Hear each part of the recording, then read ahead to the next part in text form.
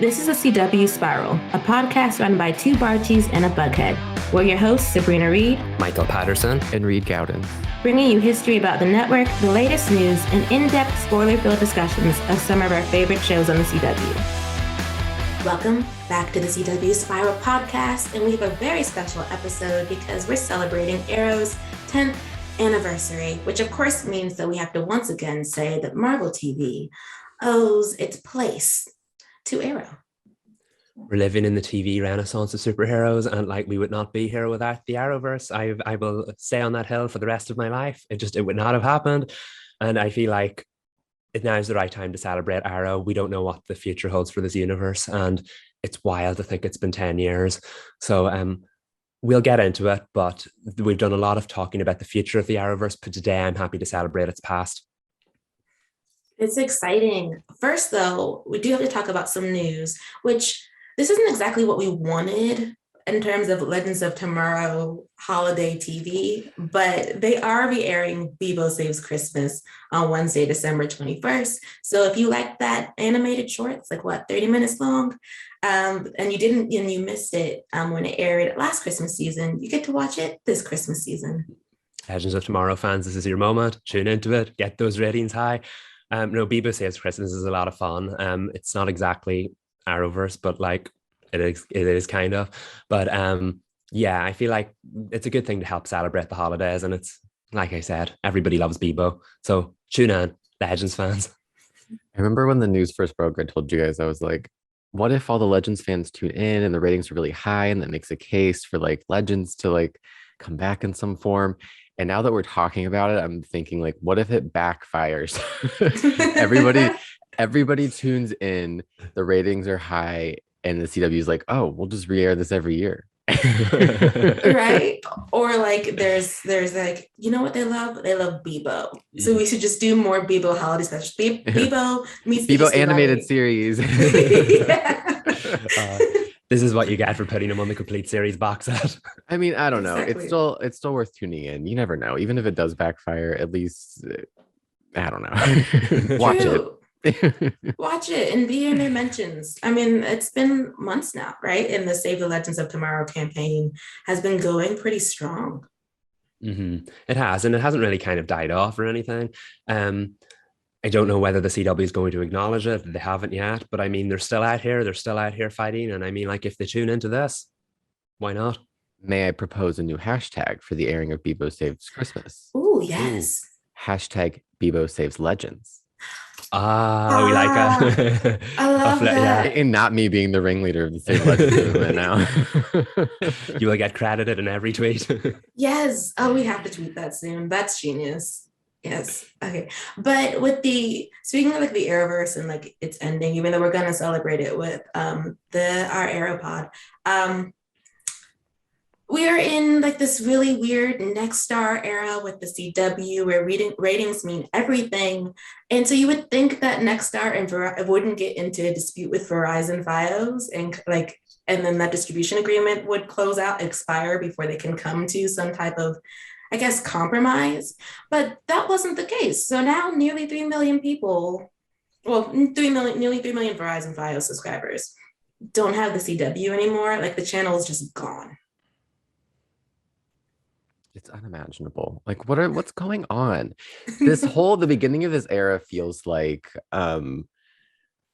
it feels like mom got a full-time job and she's going back to work. So dad's in charge now. So he's ordering pizza every night. He's not sure what, and not to use it a heteronormative example, but we see it all the time in TV. It just feels that's what's going on. Dad's kind of I don't really know what to do.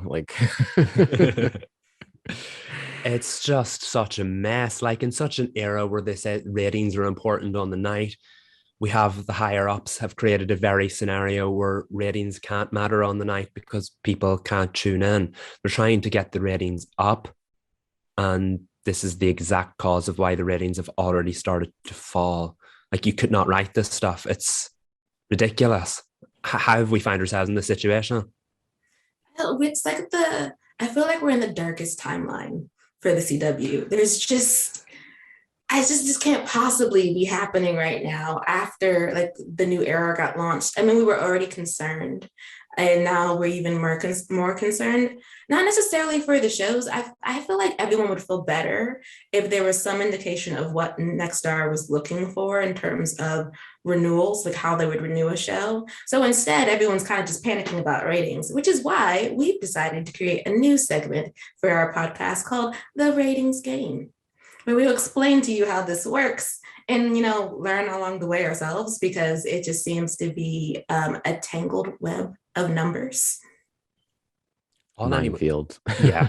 All anyone wants to talk about these days are the ratings. And I feel like now that we have all of the premieres, things have become a little clearer. Of course, this week set it back, who knows how much, but like we have the numbers for what these shows are drawing or what these shows should be drawing. So I feel like now is a good time to analyze them, talk a little bit about what they mean for the future, and see if they can hold on to them after everything going on at the moment. I know, especially because last pod we had toasted the Winchesters for having the best, like the most watched premiere of CW's fall 2022 season. They came in at 781,000, right, viewers.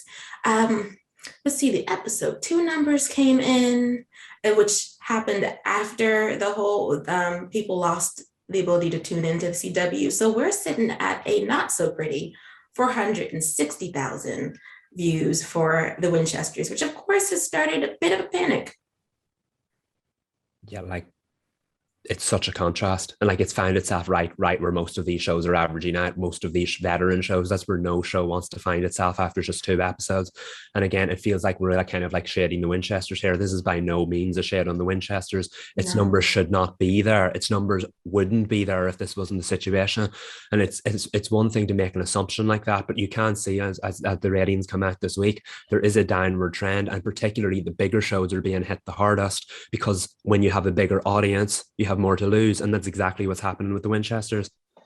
This kind of sets the Winchesters up for the narrative that like, oh, people only tuned in because it was supernatural and they wanted to see what it was, and that could very well have been true, but we don't have a true we don't have the real truth, the whole figures. Like we don't, because so many people don't have access to the CW. We don't know how many people really would have not watched episode 2. I'm sure it would have been a drop, like as usual with all second episodes, but I don't think it would have been this shocking and steep. Yeah, I was expecting a shed of viewers. That was just going to be the case because everyone tunes into series premieres when they're curious, and then like you mentioned, Reed, episode 2 is where they would fall off, because then people will decide, okay, if they have another Tuesday show that airs at 8, they'll go ahead and watch the one that they like, that's their favorite, and they'll stream next day. So we don't know how many people did that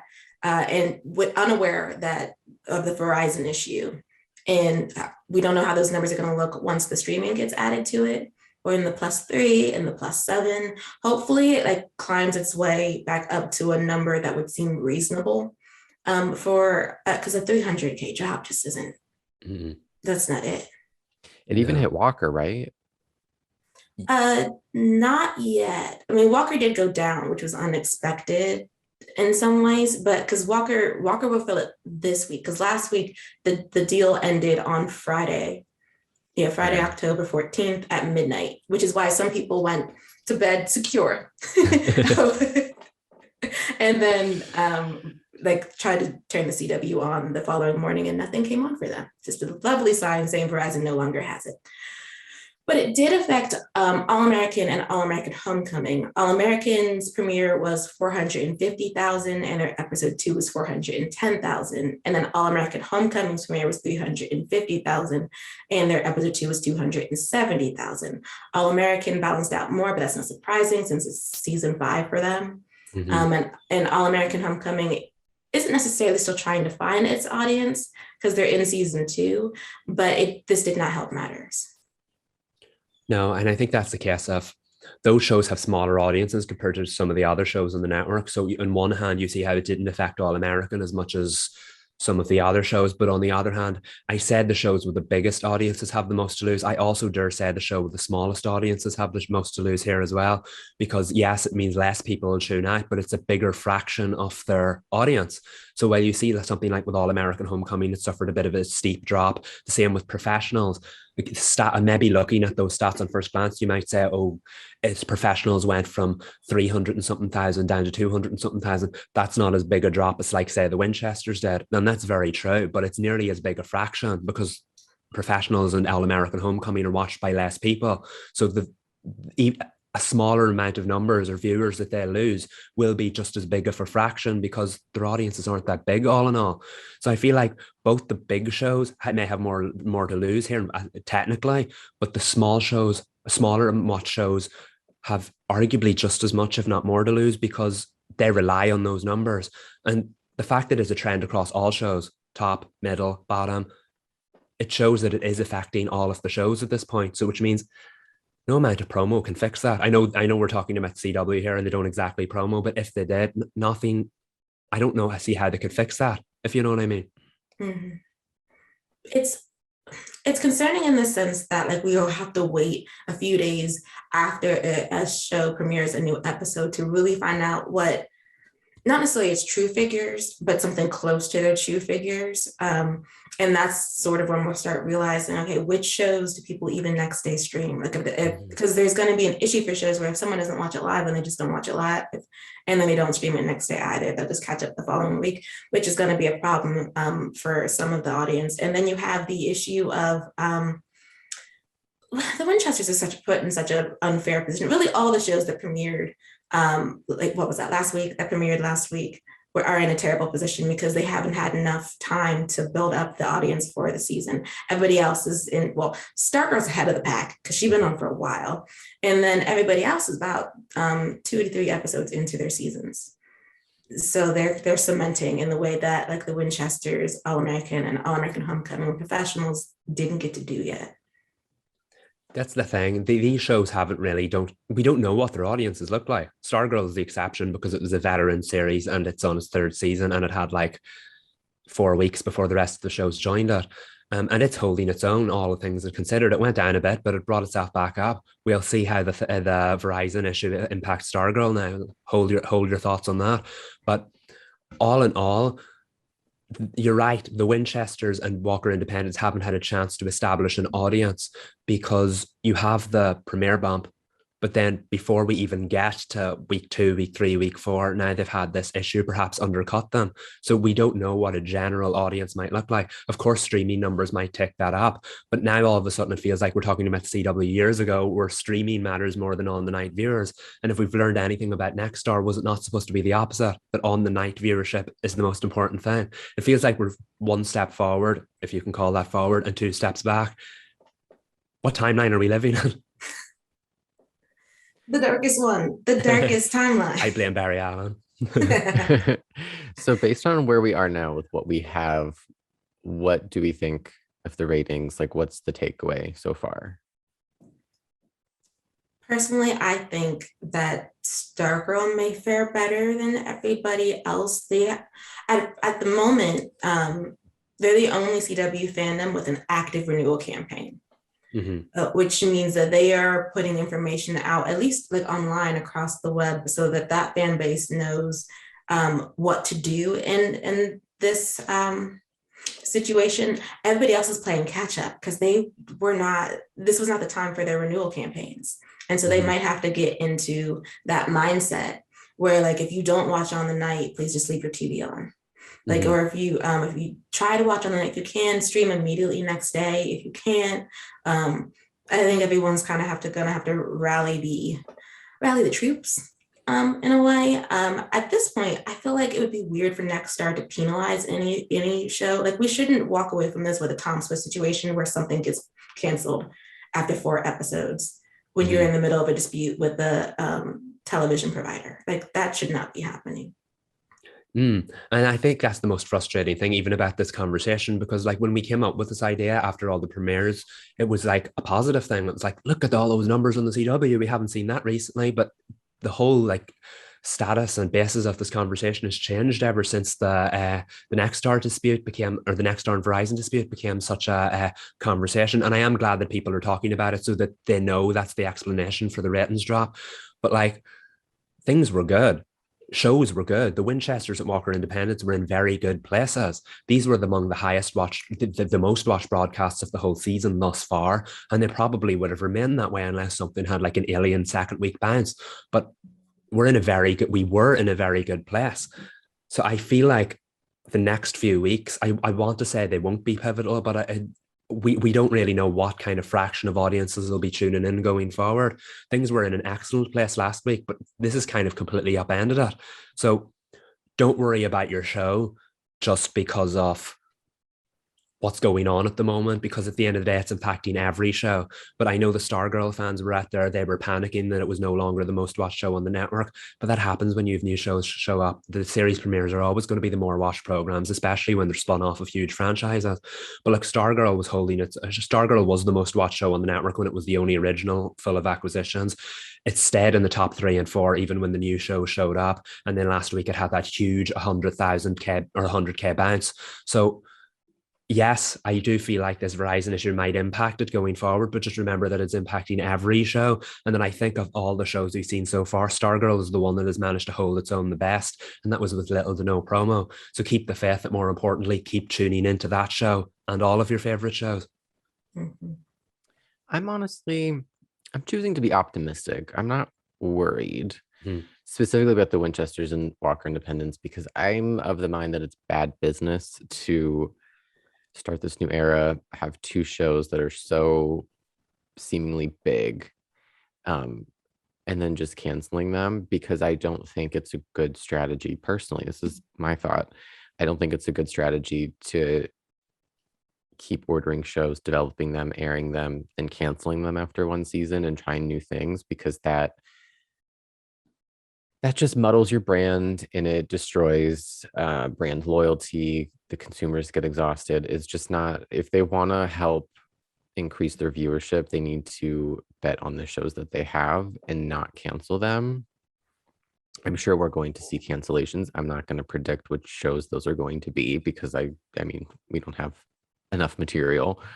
But I'm just like, I'm not worried. There's nothing, it's out of my control at this moment. So all I can do is watch the shows and talk about them and cross my fingers. But we'll definitely be tracking everything in the ratings game. Very true. And that's very zen, Reed. I really like that. I think like everyone like take a deep breath.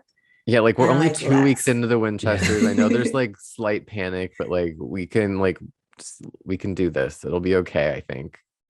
Yeah. Okay. And maybe I'm being too naive, but I don't know. No, that's good. So I'm gonna like strike the part about what show is most in danger, and we're just gonna keep it positive. Because at this point, it's not fair, right? To be judging them currently based on the numbers that are coming in during a distribution dispute. But I mean, we can still be like, if your show's in the lower end of the pack, you know which one it is. Light a little fire under them. Maybe tweet a little bit more. Yes, that is true. Tune into your show on the night if you can. If you cannot, stream it next day on cwtv.com or the CW app. You don't need a login, you don't need a subscription, and you don't need to authenticate anything. Get at those views for free. Yes. But putting the ratings game to bed for now.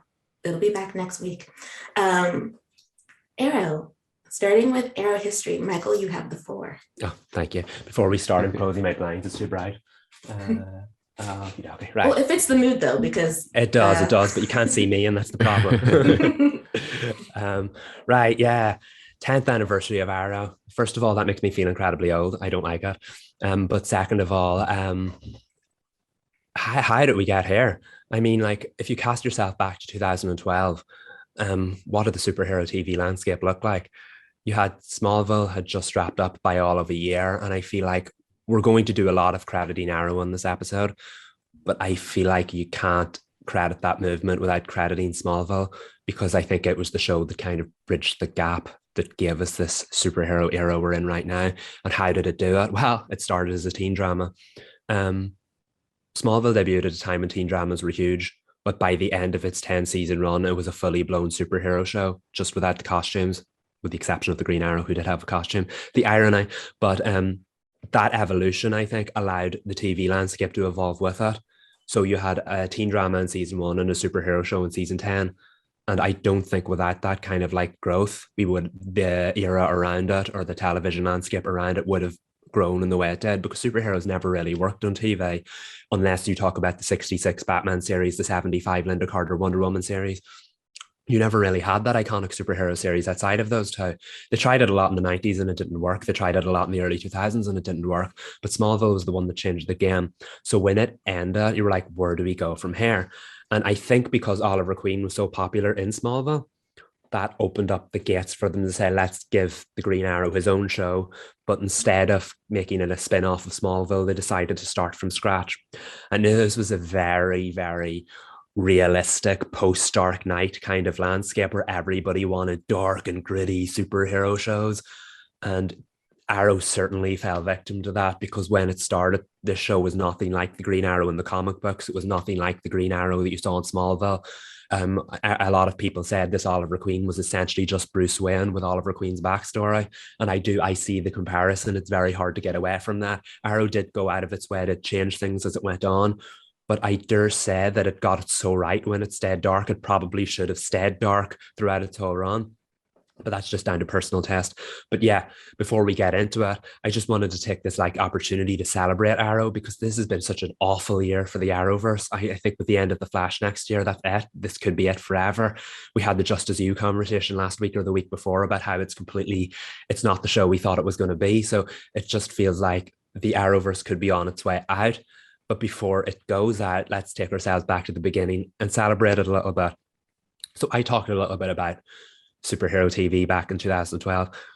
And before my monologue begins, if it hasn't already, do you guys remember what it was like back then? Do you remember if you saw any superhero trailers for Arrow or anything and thought that's different? Or what were your earliest memories of Arrow? And it doesn't have to be watching an episode, but when do you remember that Arrow became a thing?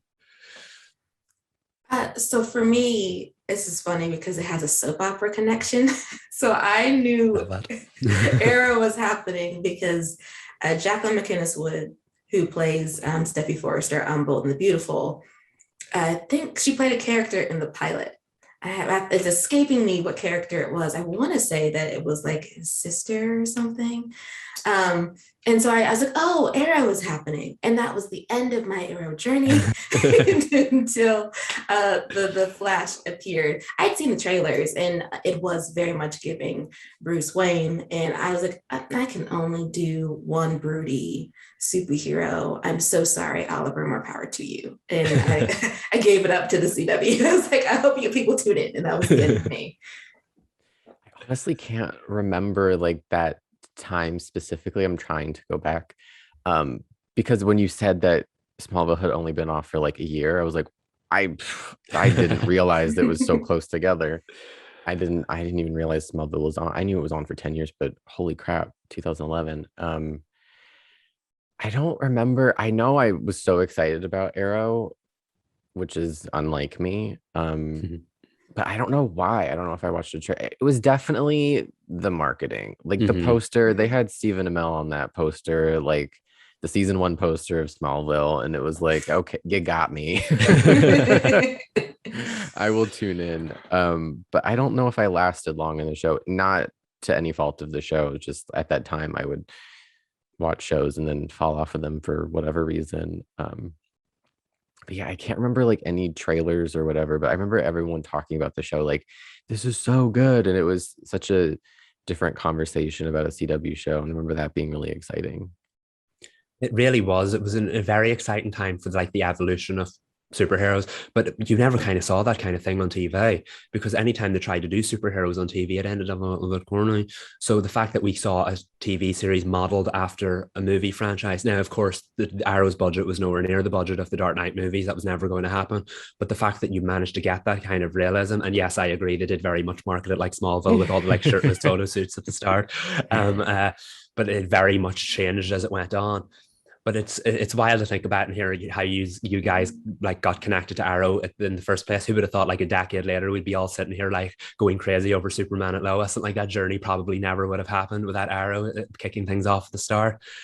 Also Sabrina Jacqueline McInnes Wood, I looked it up right there. She played the original Sarah Lance in the pilot. Oh, okay. When Oliver was on the boat with her, and the boat went down, and they thought Sarah died.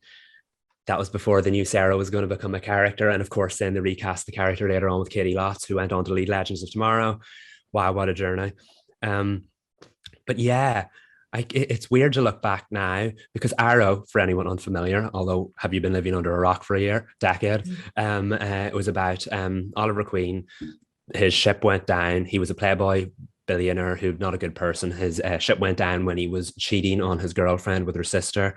The sister supposedly died. All of his family and the crew died, but Oliver was saved by his father. Spent 5 years stranded on an island, which we would later find out weren't 5 years on an island. It was 2 years on an island, and then he started working for an operative organization. Messy, messy, messy. But anyway, he then returned home to Star City after 5 years. It was called Starling City at the time. This show evolved a lot. And he became the vigilante known as the Arrow.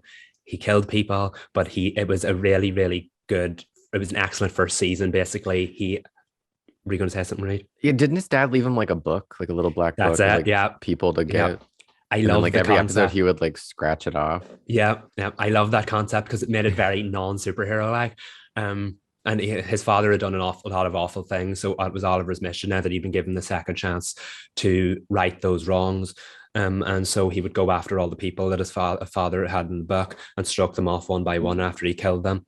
But I think as the first season went on and he saw that the death was creating panic in the city and that everything he was working towards also created another monster in the Dark Archer, who had become his first big bad vigilante to take on. And then it was like, wait, who killed this person? Was it the Dark Archer? Was it the Arrow?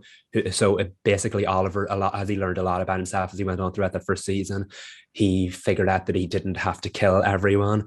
And so it became about saving the city instead of avenging his father. And between working with Detective Lance, who was Oliver's ex-girlfriend and the sister he cheated on's father, he befriended him, and even though the detective didn't like him at the start, they eventually started working together and slowly cleaned up the city. Oliver's ex-girlfriend's sister who died, turned out she wasn't dead. She returned as the Canary. And then that inspired Oliver's ex-girlfriend, Laurel, who was her sister, to become the Black Canary. Team Arrow was born, and vigilantes ran amok in the city for 8 wonderful years. But like, that was just the beginning. Arrow's success paved the way for a lot more to come with it. And the first one was, of course, The Flash.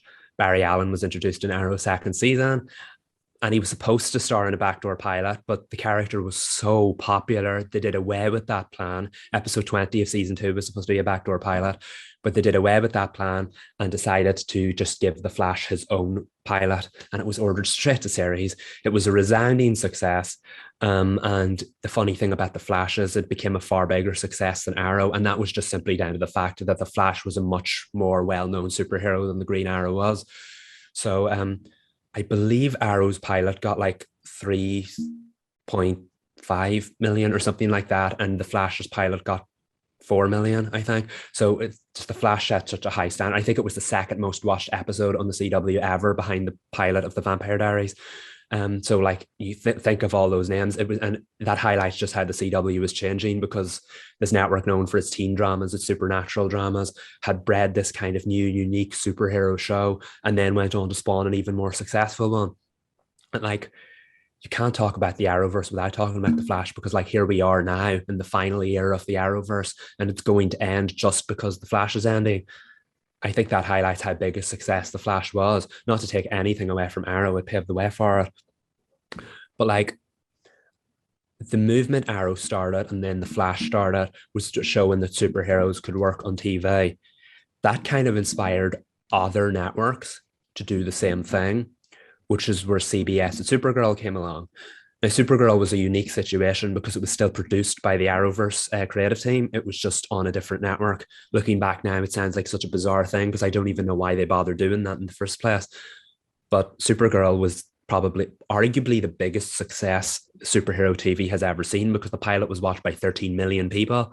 When would you see those numbers anywhere? Billboards all over LA. Callista Flockhart attached it to the project. It was very much it was a lot more cinematic than its predecessors. But I feel like as it went on, it became clearer that CBS could not sustain that because I remember the reports that CBS had to pay, I think, Warner Brothers a couple of million to use the Supergirl character per episode. So that didn't even take into account the budget, the CGI, anything like that. Callista Flockhart, it didn't take anything like that into account. So even though Supergirl was a resounding success and it averaged at like 7 million viewers for the first season, I think the decision came up, could it be renewed for a second season? Would it be cancelled? Because there's no way CBS could sustain this. And then the decision was made to renew it for a second season, but move it to the CW because since the CW was co-owned by CBS at Warner Brothers, they would not have had to pay that fee to use the Supergirl character anymore. And production in Vancouver is far cheaper. So I just think that came together. On one hand, I say it came together. It means we lost Callista Flockhart and a big part of the heart of the show and Cat Grant. But it made business sense to move the show to where the other shows were being filmed because it meant you could do more crossovers. The Arrowverse grew, and then this was the same year that Legends of Tomorrow came as well. And that would, you see, I talk about the pinnacle of superhero TV, and it very much feels like we're in it now with Marvel. There's no getting away with that. But you see, to be a superhero fan in that 2016 to about 2018, when you had the Flash, Arrow, Supergirl, and Legends of Tomorrow on every week. Sometimes the CW would bump them up. Sometimes it would rely on one each night to draw the viewers because all of them were pulling the viewers in. Were you going to say something, Reed? I was just gonna say it sounded like it was the best of times. It really was. When they had, and then they built towards the crossovers. And one of my favorite things about the crossovers was like the Invasion one was the first big one, and they had like a little teaser at the end of each of the standalone episodes that tied into the big crossover. So like, was it at the end of the Supergirl episode? So Supergirl was set on a different Earth. I think I've said that many times in this podcast before, but Supergirl was set on a different Earth, which is how they explained why it was on a different network and they didn't want to do the crossovers every so often.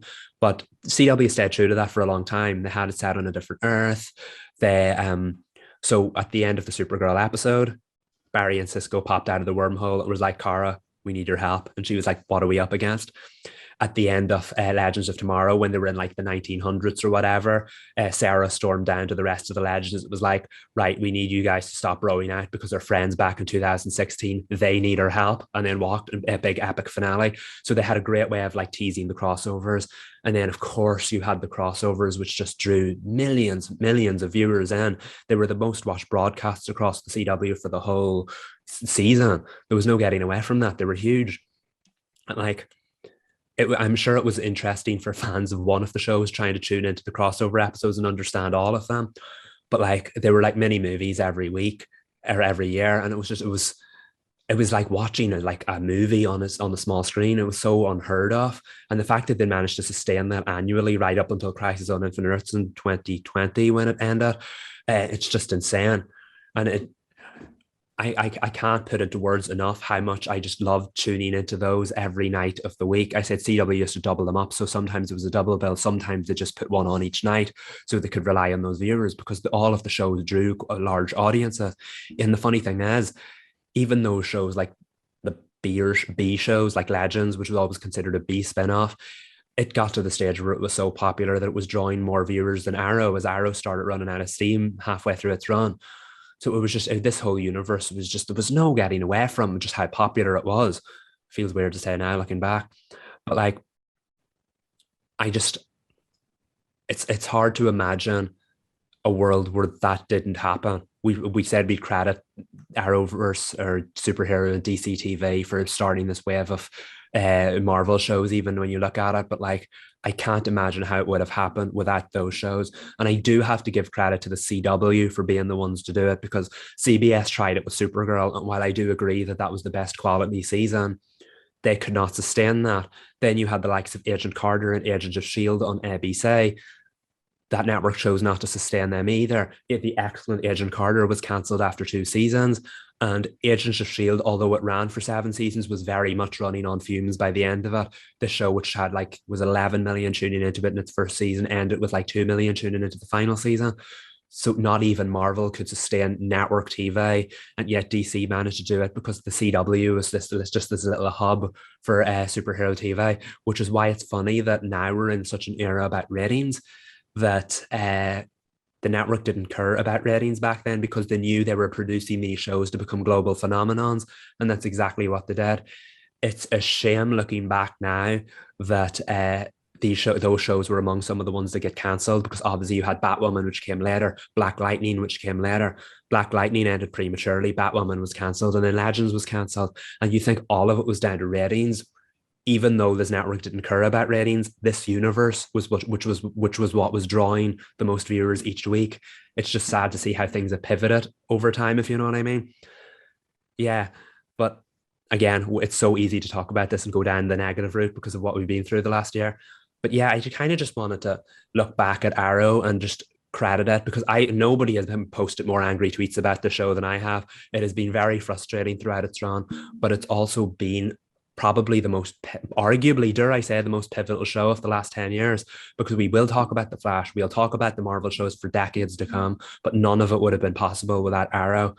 And again, I can't believe it's been 10 years, because I watched that show religiously. Funny story, I did not start from the start. I think I started around season 3. I binged the first 2 seasons, and then because I was so excited for The Flash.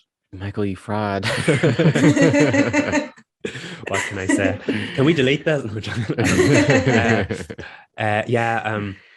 I started, we were so excited about The Flash, so I started binge watching Arrow. I was going to watch it earlier, and I did watch the pilot quite early, but then I just, like Reed said, when you watch so much at the time, it was easy to fall off. But then I binge watched the first 2 seasons before season 3 started, and watched it in conjunction with The Flash, and then watched the two of them in conjunction with Supergirl and Legends of Tomorrow and Black Lightning and Batwoman. It's been a wild, I want to say 10 years, but it was 8 years for me being a fraud and all that. But it's been a wild 8 years to look back on, and it's not over yet. We still have one more season of The Flash left, and before we move on to what the future of the Arrowverse could have looked like, we're very much living in it right now with these kind of unusual spin-off shows that aren't spin-off shows via Superman at Lois and Stargirl. I feel like that's going to be the way the CW goes going forward. Stargirl was never meant to be set on the same Earth. Crisis on Infinite Earths established that it was set on the new Earth too. Although the weird thing is that Superman at Lois was very much being set up and geared to be an Arrowverse show, because it's the same Superman, Lois, Lucy we all met on Supergirl. But somewhere along the line, they decided to divorce that show from the Arrowverse. So I think what the future of this universe looks like now is going to be shows inspired by the original Arrowverse shows that are no longer directly connected to it. It gives them that freedom to work with their own stories, and so that they're not all interconnected. But that way you have Superman at Lois, which is, like I said, the same Superman at Lois we met on Supergirl, but they're not the same versions of those characters. They're set on a parallel universe, so they have their own stories to tell, that aren't directly tied to the Arrowverse. And now, by the looks of things, we'll have Just As You, which again would be led by David Ramsey's John Diggle. But as we learned a few weeks ago, it won't be the same John Diggle we met in the Arrowverse. It'll be this John Diggle of Superman at Lois. So it's a very unusual time. I feel like the remnants and the faces of the Arrowverse will very much be on our screens for years, maybe decades to come, but they won't be the same versions of the characters, and it won't be the same world we watched for this last decade. It's bittersweet, because I very much want the Arrowverse to live on forever. I don't think we'd be here without it. And I do think we've talked about this with like the likes of Riverdale over time. I do think it'll become one of these cult universes that people look back on. It was like, wow, I can't believe how great they had it, because it's definitely changed ever since the Marvel shows debuted and showed that you can have cinematic quality on television. A lot of people tend to throw shade at the Arrowverse because, like, how did they sustain 8 seasons on a pure TV budget? The effects look bad, whatever. But like, it's all about honoring the past, and I don't like talking about this universe in the past when it's still technically on screens right now. But like, without Arrow, without The Flash, without Supergirl, without any of these shows, we would not have WandaVision, The Falcon and the Winter Soldier, Loki. I'm not going to list them all, it's endless, but we would not have all of those shows. And I know that's a very bold statement to say, but Marvel tried network TV, it didn't work for them, and then they pivoted to streaming. But I don't even think any of that would have been possible. It's no surprise that Agent Carter and Agent Shield popped up out of the word work right when Arrow and the Flash and Supergirl were thriving. You know what I mean? Like at the end of the day, the biggest cinematic universe in the world was inspired to try out television because the CW was doing it so well. And it's a shame that they're moving away from that. But like without Arrow, without the Arrowverse, we wouldn't be here today. And I think if there's you can take anything away from my endless rambling, that's it. We're living in a wonderful golden age of superhero TV I'm sure makes people who grew up with 60s Batman and the 70s Wonder Woman feel reminiscent and nostalgic of what it was like back then. Back then it never quite managed to become the global phenomenon that it is nowadays, but Arrow, The Flash, and all of the other shows made that happen. So I just wanted to honor that. And we've talked about what the future of the Arrowverse is, but now we get to talk about what the future of the Arrowverse could have been. And I don't know if that's a bittersweet or if that's fun, but I'm very excited to have this conversation because Arrow inspired a lot of offshoots throughout its run, but it was going to bow out by leaving a direct spin-off behind in Green Arrow and the Canaries, which would have starred Katie Cassidy, who played both versions of Laurel Lance on Arrow, Juliana Harkavy, who played Dinah Drake, the other Black Canary, and Kat McNamara, who played Mia Smoke on Arrow, but after Crisis reset things, her name was now Mia Queen. So it would have starred those three ladies as Green Arrow and the Canaries. Unfortunately, after a year-long wait, the CW decided not to go ahead with it because of the pandemic. But the episode was incredibly successful. It was the most watched episode of Arrow's final season, barring the Crisis crossover. And the reviews were highly positive. I would know, I was one of them. And it's just such a shame it didn't go ahead.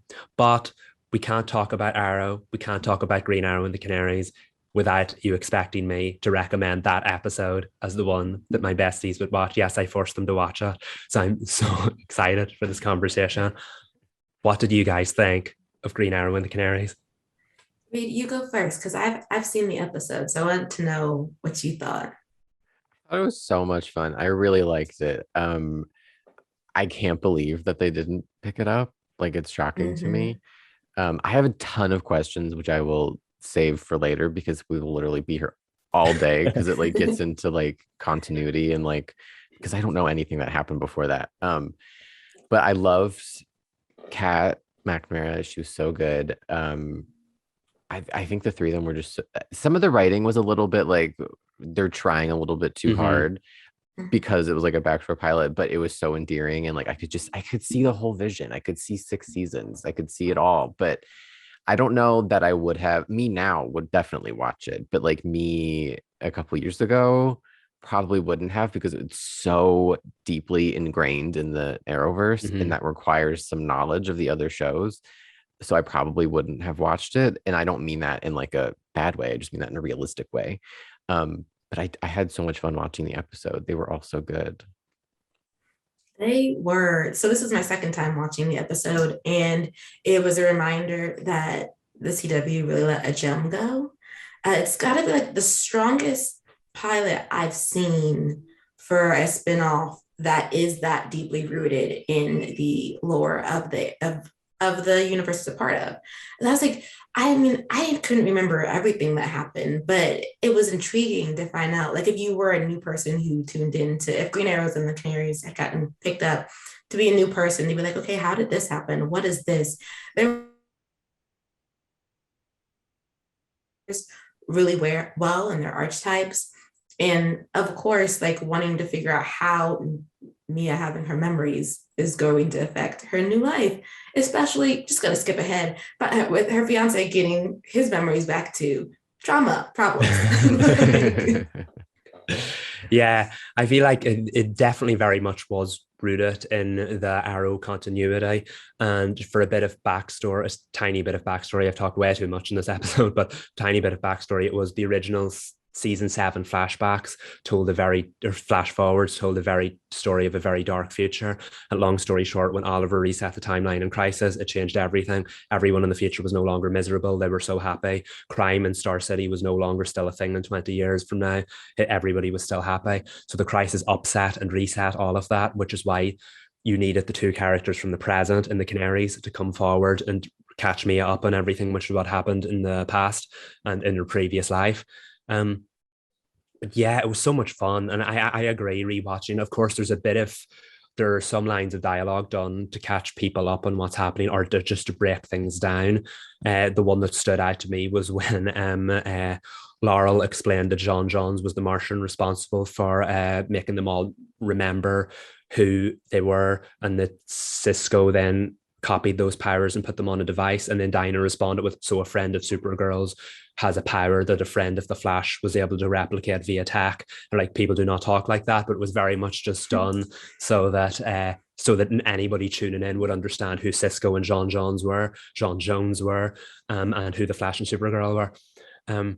I think the big issue that a lot of fans had was that if it was set in the future of the Arrowverse, it very much limited the shows in the present of the Arrowverse of talking or doing anything that could change the future, because then the show couldn't exist if the timeline had changed. But like, look at the future of the Arrowverse now. You know what I mean? We've only one show on. Like, it could have went ahead after all. But I feel like the 3 of them worked so well together. It was such a bizarre, unusual kind of dynamic, because they didn't interact an awful lot in the main show. So it was kind of cool to see them interact that much. Of course, as well, it was great to see Katie Cassidy get a leading role, because she was the female lead of Arrow in its first season. And then the original Laurel was killed off. Then Katie Cassidy was brought back as a Black Siren, the evil Laurel from Earth 2, who then eventually became a hero in Black Canary. And that's the Laurel we see in Green Arrow and the Canaries. So it's great to see her get a leading role. It was great to see Dinah get a leading role, because she was very much overlooked in the main show. And of course, it was great to see Kat get a leading role. I really think this could have been a huge success, because like, you think about even like the Winchesters and Walker Independence, the viewing figures they brought in, which were great for the CW now, but the pilot episode of Green Arrow and the Canaries got 900,000 viewers. So if that had managed to start at a time when that amount of people were still tuning into the show, it could have been a huge success. It's a shame it didn't go forward. But yeah, I feel like that was a huge part of Arrow's history that probably won't get talked about enough. Now it's because it'll be like the thing that never happened, so we'll just pretend it didn't happen. But I would refuse to talk about Arrow's history without talking about that, and I'm glad the 2 of you watched it. I'm so excited and glad that you loved it. I don't know if we'll ever see those characters again. I feel like the final season of The Flash is the final opportunity to make that happen. I know Kat did appear in an episode of The Flash last season, and they talked about the possibility of her returning, and Kat has said she's always open to returning to that role. She would love to bring Mia Smoke back. And honestly, I love that response. I just don't know if the final season of The Flash will have enough time to do that, especially since her last appearance on The Flash tied up nothing. Reed, William, her brother, obviously went missing at the end of Green Arrow and the Canaries. Well, the episode of Flash is set 2 years after that, and she still hasn't found her brother. Well, so that's kind of awkward. First mission is the Green Arrow is going swimmingly, Mia. Yeah, I hope they get the chance to wrap that up, because William was a huge character on Arrow, and I would like to know that he's like safe, and like he's lost 2 years of his life, kidnapped, wherever the heck he is. I would like to know that he's safe. I would also, of course, like to see the Canaries again. It was wonderful to see that. But yeah, it's so weird to just look back on the history, and I could talk about this for days. I very much nearly have, but yeah, I just wanted to raise a glass to Arrow and toast its 10th anniversary, and what could have been. Let me raise my glass to Arrow, and like they said in the end of the episode, to the Canaries. Yeah. What an era, guys! What an era. That they can revisit. Like, there seemed, based on the pilot, there is enough there for them to close this out, and a lovely 90-minute TV movie. The budget doesn't even have to be that big. They just need because in the pilot they had one big explosion, and that's where all the money went. It really went. It was a big explosion, right? Yes, and so they could tie up this story. William deserves to get saved. We deserve to find out what that symbol meant on the stone that apparently they've had their whole life, I guess, since it's their It's not a pet rock. That's what Mia calls it, but I forget what William says that it is. Oh, the Hosen, yes. That was a throwback to the very first episode of Arrow, because when Oliver returned from the island, he handed that to his sister Thea, as a gift to show that he was always thinking of her. And then it became pivotal in Arrow's later seasons. But yeah, it was nice that they still had the Hosen like 30 years after Arrow was at the events of Arrow. That was really cool. So they need to wrap it up then with Easter eggs, an appearance from Stephen Amell, since he keeps tweeting that he would love to put the suit back on.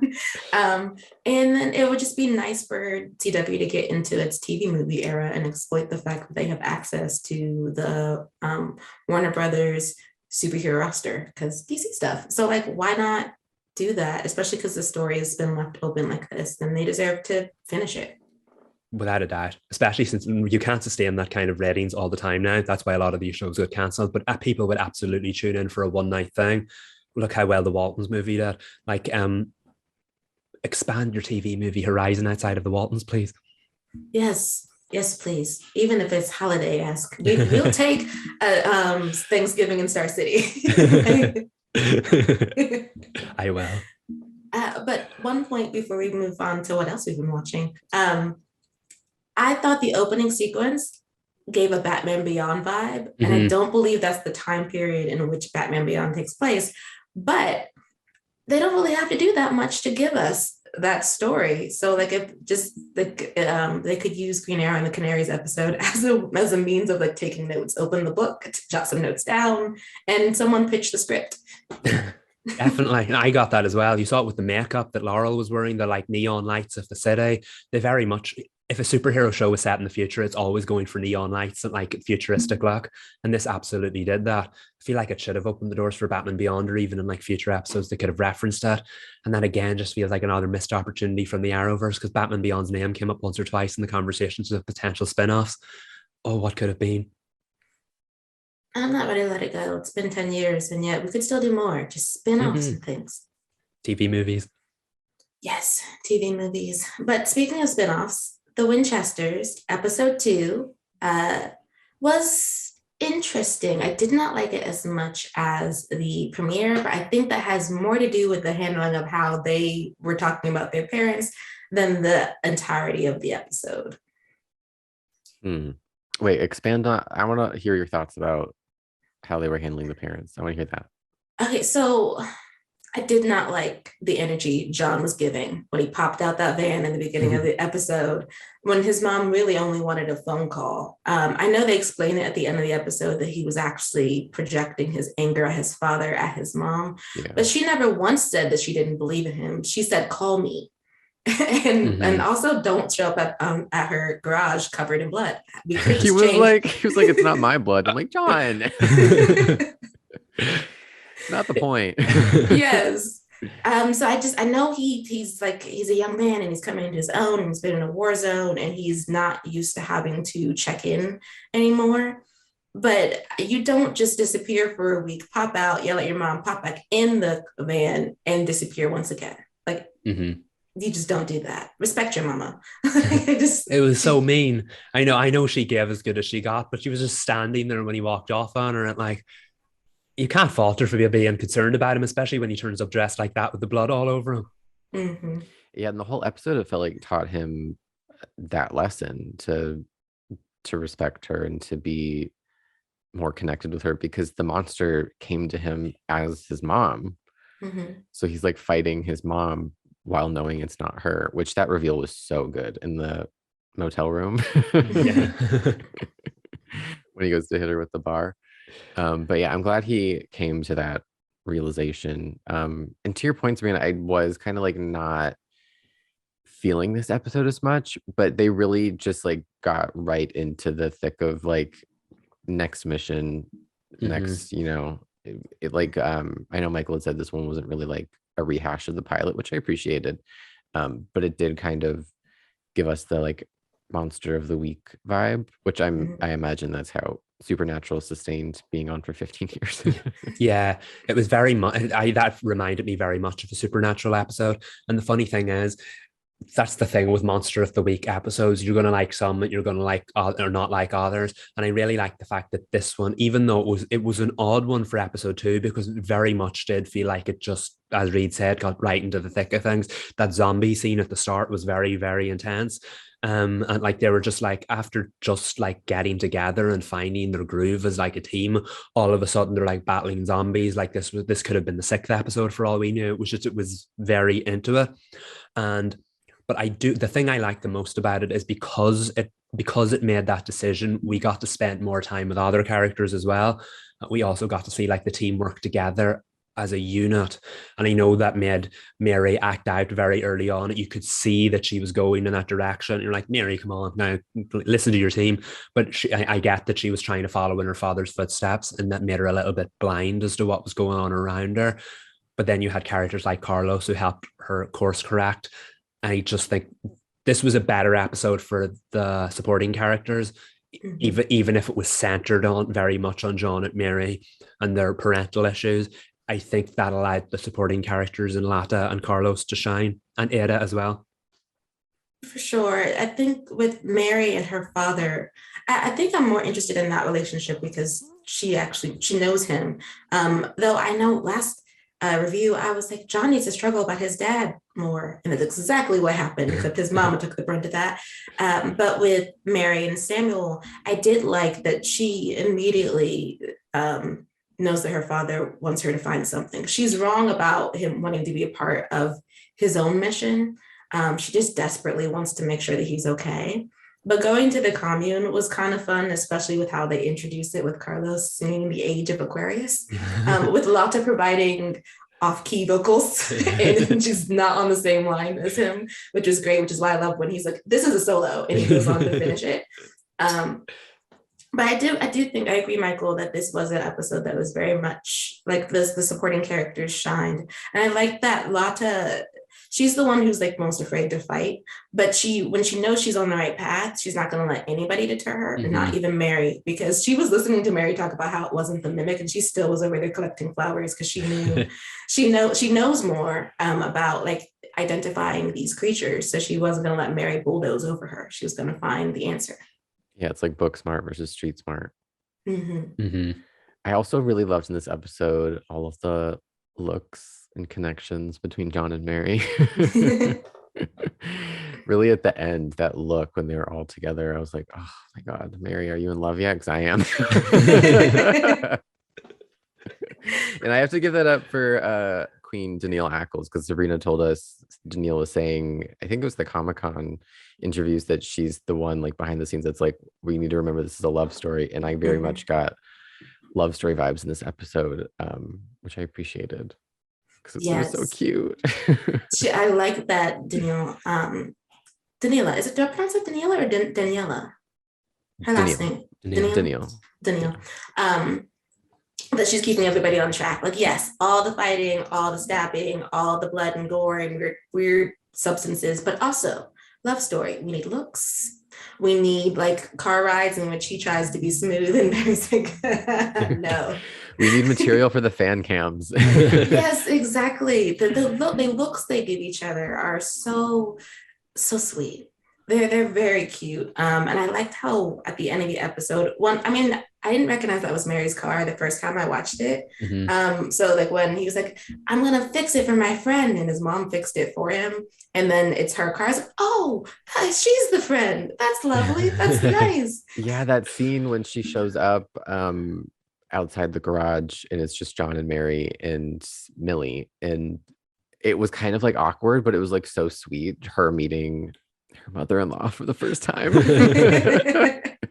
I totally thought like when Mary got in her car, like I forgot like the emotional stakes going on between John and his mom. So I thought his mom was going to be like, go over and say goodbye to her for real. Cause she just kind of walked away and drove off, which I was like, okay. John didn't even look back at her.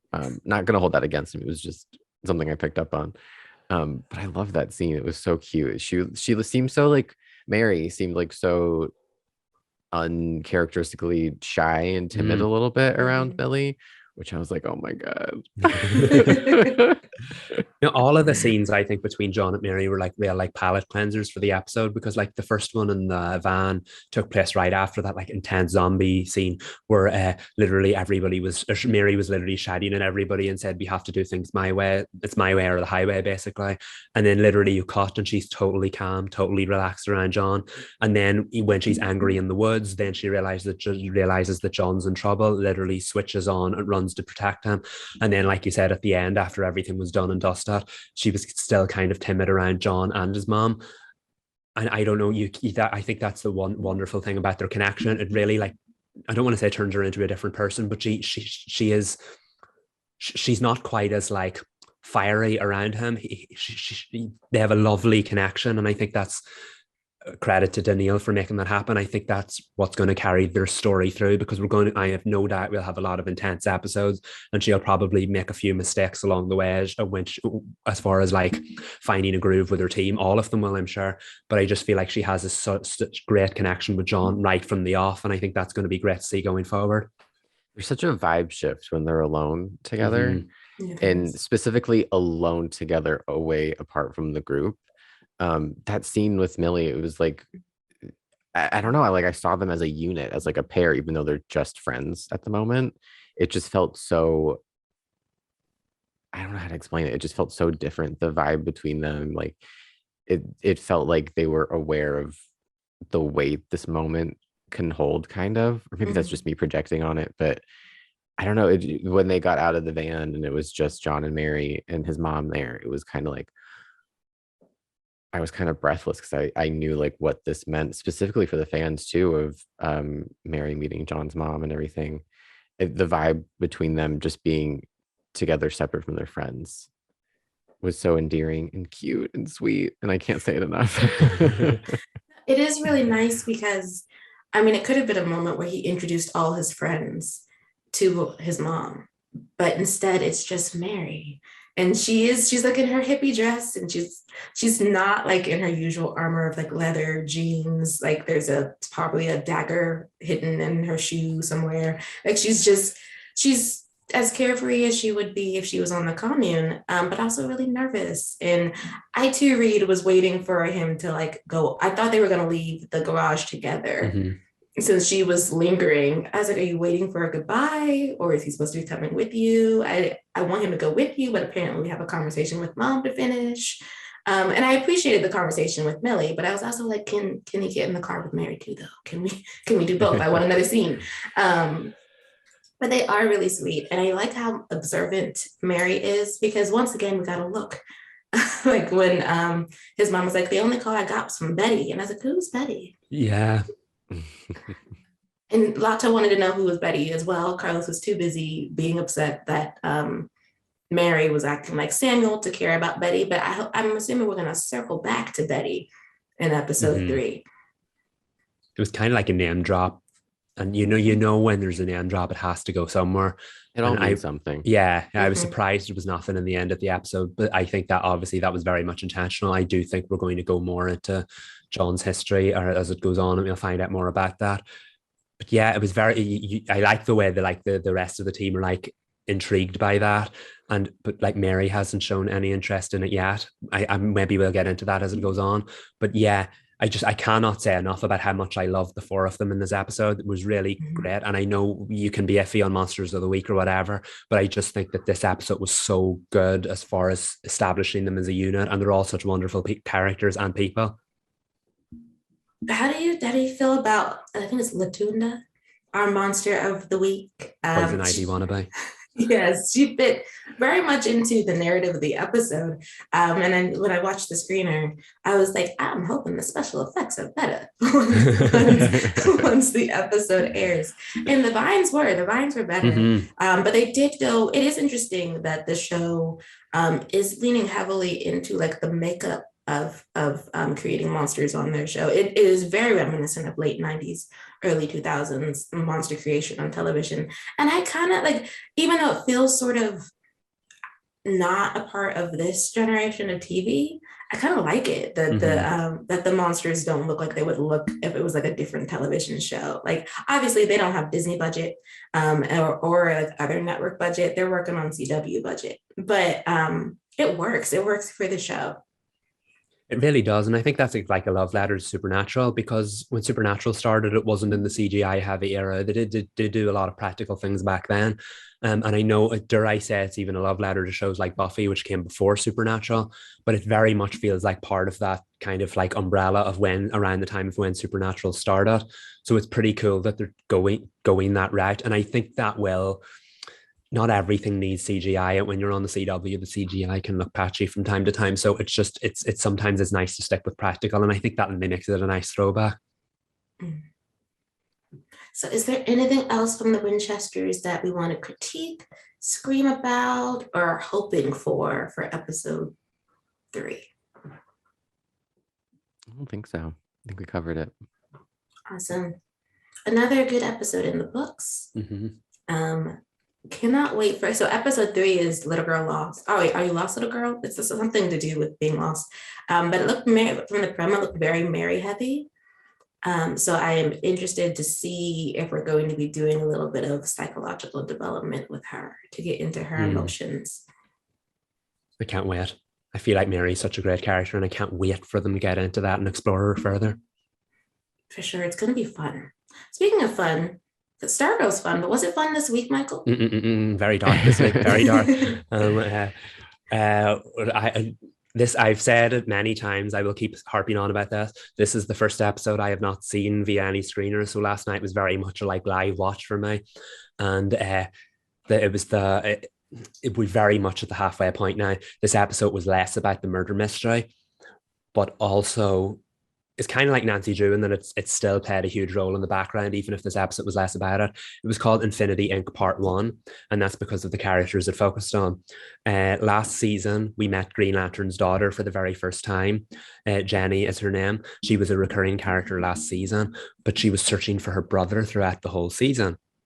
And of course, she's got her father's Green Lantern ring. So I don't know why we keep calling her Green Lantern's daughter. She technically is the Green Lantern now. She has her father's ring, which, like Courtney's staff, harnesses the power of the light. And last season, there was this whole big debacle about the power of the light versus the power of the darkness. They could only defeat Eclipso by harnessing the power of the light. Whereas someone like the Shed, who was a villain, but then he became a hero, he could not defeat Eclipso because he harnessed the power of darkness, and Eclipso was all about darkness. But last season, something happened to Jenny's ring, and when she tried to clean up residue, I don't know, from the Shed or from Eclipso, a little bit of the darkness ended up seeping into the Green Lantern ring. So that's causing a lot of issues for her now that she's back. So in this episode, we finally find Jenny's brother, who she was looking for all of last season. He is called Todd. He is the iconic DC character known as Obsidian. Everybody was so excited when they found out he was coming in. This is one of the arcs I mentioned, and I said we haven't heard head nor tail off in the first half of the season. Now it has begun. And we first met Todd. They did a flashback to when we first met Jenny last year and when she first put on the ring and it activated for her. As this was happening parallel, Todd and his boyfriend were having a happy anniversary dinner. And when the ring activated for Jenny, Todd's eyes went green. But for some reason, instead of him harnessing the power of the light, he turned into like the shadow creature and started sending out shadows, which of course suggests, like the Shed, he's harnessing the power of darkness, which by the way comes from the alternate dimension known as the Shadowlands. We met that last season, and that's where the Shades of Power originates from. So that was the intro to the episode when Todd was then taken by the police to the Helix Institute, where he met what seemed to be a nice woman. The only thing is, we know that this Helix Institute for superpowered people is also run by the entity known as Mr. Bones, who we now think is the person who has been watching everyone in Blue Valley since the murder mystery kicked off. And speaking of the murder mystery, the reason this episode was kind of so dark was because it was all set at nighttime. And it was a very character-heavy episode. They used to do these things in the British soaps. They still do from time to time. They would be called one-hander episodes, and it would just focus on a couple of characters talking at like 3 a.m. in the morning as the night goes on, and you'd learn more about the character. This was very much what this episode was like. It it was the middle of the night, and they'd come up with a plan for Beth to hack into the power grid and pull the power in Blue Valley, because the person watching them would then lose access to the cameras. So they all had to pretend they didn't know the cameras were there. Luke Wilson was brilliant. He started having them all say grace at the dinner and completely act really, really weird. He kept calling his stepson or his son Michael instead. And everyone was like, come on, Pat, be a bit more realistic. You're really drawing attention to his hair. So they did it. And then as they were like acting as though everything was okay, Beth managed to shut off the power to the whole grid. And then you saw the person watching them, their fist got really, really angry. And the jigsaw they were creating with it had the skeleton face in it. He just smashed it aside. He was really upset that he could no longer say.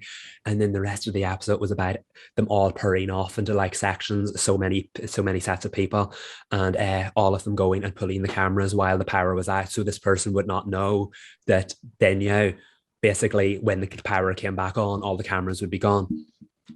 So it was a very like slow moving in the very good sense of the word. It was basically about people searching in the dark corners of places, the cameras over here, and then having a very powerful conversation about whatever's going on with them. Courtney needed a little bit of reassurance because the JSA no longer trusts her. So it was just her and Pat in their basement where they store the staff in order to find the secret cameras there. Rick, who now has the hourglass, that is no longer an hourglass. It powers him 24/7. I predicted last week that he may start to have some anger issues, and he may start to have like an addiction problem to the hourglass. And that is very much the case here. Him and Beth went into the school to take the cameras there, and he started punching a hole in the wall, pulling the cameras out, everything just to show off his new found power. And he was getting really angry about it as well. And Beth's starting to get a little bit worried about him. She was like, okay, it's cool that you have this power all the time, but like, why are you so angry? And he was like, wouldn't you want to flex if you had this power? So he was smashing things up, leaving a trail of destruction behind him, which is not a good thing. But when Courtney and Pat were in their basement finding the cameras, all of a sudden they were surrounded by this shadow. And out of it came the Shed, who had finally come back. It was wonderful seeing the reaction online. Everyone loves the Shed. He's our old-fashioned British gentleman who's just looking for a cup of tea. He was a big villain last season, but he's no longer a villain. And he said he just needs Courtney. He doesn't need the staff. Pat wasn't going to let Courtney go with her. So before the Shed disappeared into a shadow with Courtney, Pat joined along, and the three of them disappeared and vanished, which made Barbara, Courtney's mom, and Mike, Pat's son, very worried about their whereabouts. They were like, where are they?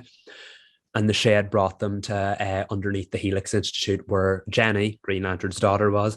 And they had a wonderful dynamic, because the Shed is not happy about the fact earlier in the season when the Shed would do his like disappearing into the shadows thing, you saw little green sparks. And now it turns out that him and Jenny's energies are interconnected, and they can't seem to get them unwoven from each other. So he can't use his powers properly, and her ring isn't working properly because the light has been corrupted by the darkness, and the darkness has been corrupted by the light.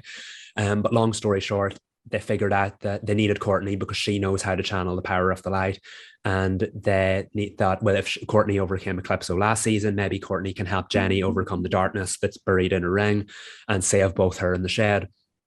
So Courtney said, well, the best way to do that is to save your brother. They went to save Courtney's, or what do you call it, or Jenny's brother. And unfortunately, he said, you can't let me out of this machine that Mr. Bones had trapped him in because he will destroy the world. But Jenny touched him anyway. The power of the Green Lantern ring made his eyes glow green. There was a huge explosion. And then Jenny's brother, Obsidian, had turned into that giant shadow creature again and started swirling.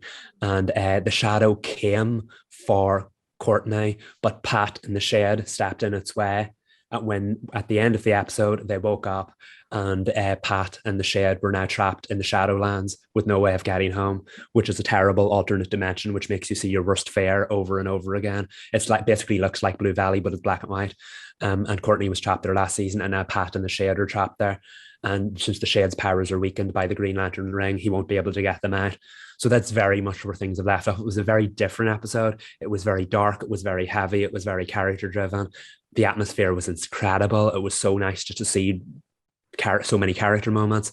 And I think the thing that was the most poignant about it was Yolanda, Wildcat. In season 1, Cindy had released personal photos of Yolanda around the school, and her parents shunned Yolanda. They treat her like garbage. Instead of saying, "Oh, this happened to you," they were very much, "You brought shame in our family."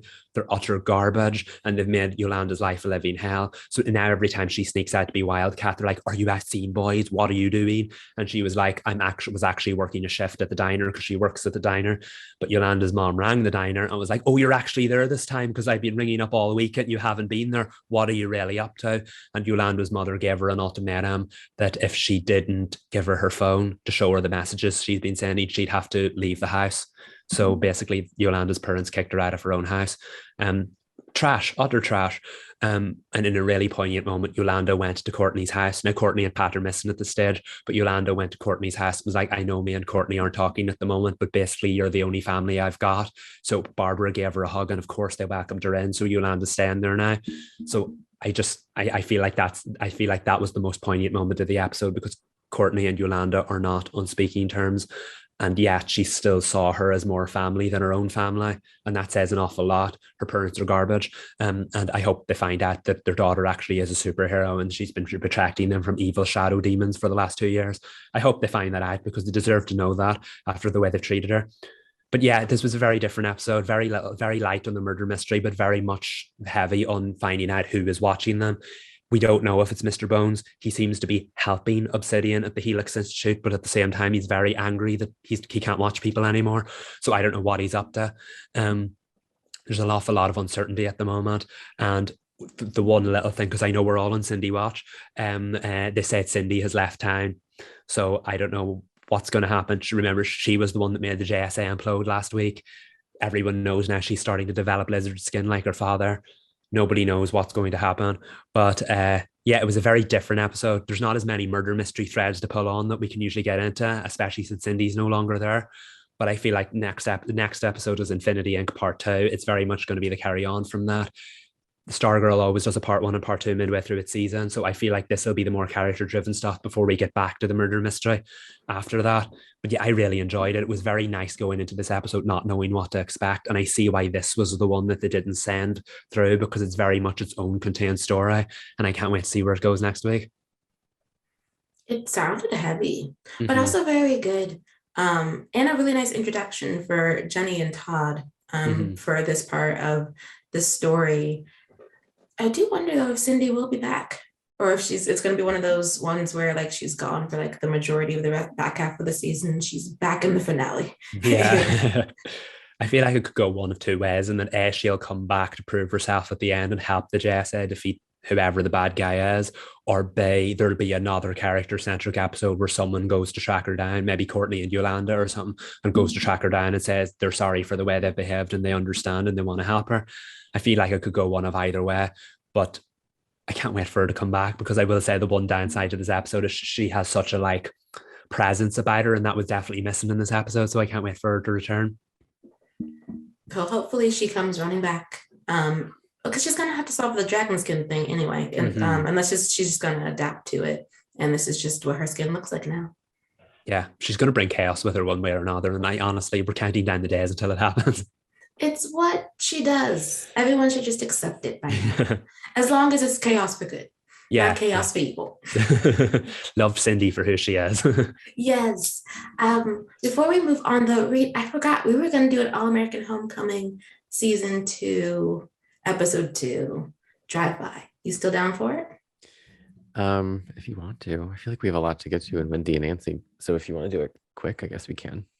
My only thing, I guess, would be that I need them to not have everybody going through drama in a singular episode. Because everybody was. It was a lot. Oh, I don't even know what to say. Yeah, there was a lot happening. And again, I'm not a fan of how Simone is being treated, which I get. It's like a soap, you have to have the antagonist, but I was like, lay off of her. Can we have a week where she's like just chilling? I want that to happen too. Like Thea and her aren't seeing eye to eye, which is understandable. Though it was surprising that she thought, well, not necessarily surprising that she thought that Thea was the one having Tootie act out like she was. But Damon was also right when he said Thea would just tell you. because that's been her MO the whole time. Like if she has a problem, you're gonna know it. Like it's none of that. She doesn't talk behind people's backs. She just says what she has to say. What did you think of the ending scene that I was telling you about before you watched?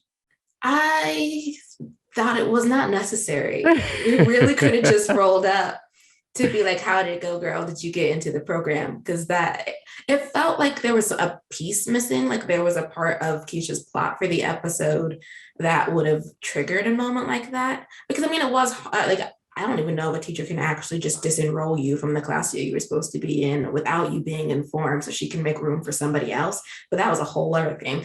But she just missed dinner. Like it's just, and she had an audition. I know she was having a bad day, but so Cam was right. So was he.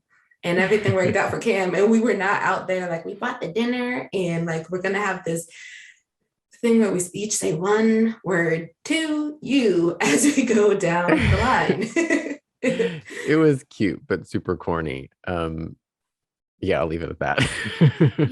yeah. The one thing that I think the season might need to clean up though, is the transfer situation. I was like, there's no way that Damon transferred schools. And then his transfer was rescinded. And then they still had a spot at Bringston, including the spot in Cam's dorm room. Yeah, I know this is like fantasy college. Like we take it with a grain of salt, but can we have like some kind of like consultant to be like, how realistic would it be? Like if we did this, because I was like, that took me out of the episode. A bit. I was like, it was that easy for him to come back to Bringston University. I thought you said classes were closed. Like, so how is he even registered? But for the school year, for the semester. But okay. Yeah, that was a big walk back for the second episode. I thought we were going to be in that for a little bit. I did too, which is why I was like, did we do that for shock value for the premiere? Because I didn't like that we walked it back that easily. But yeah. I don't know. I just maybe episode 3 will be better. I didn't really quite like this episode, with exception to Amara. Love yeah, that seems really good. That was really good. But yeah, I need the pacing to pick up a little bit. Yes. In like a more energetic way. Yes. Like, yeah.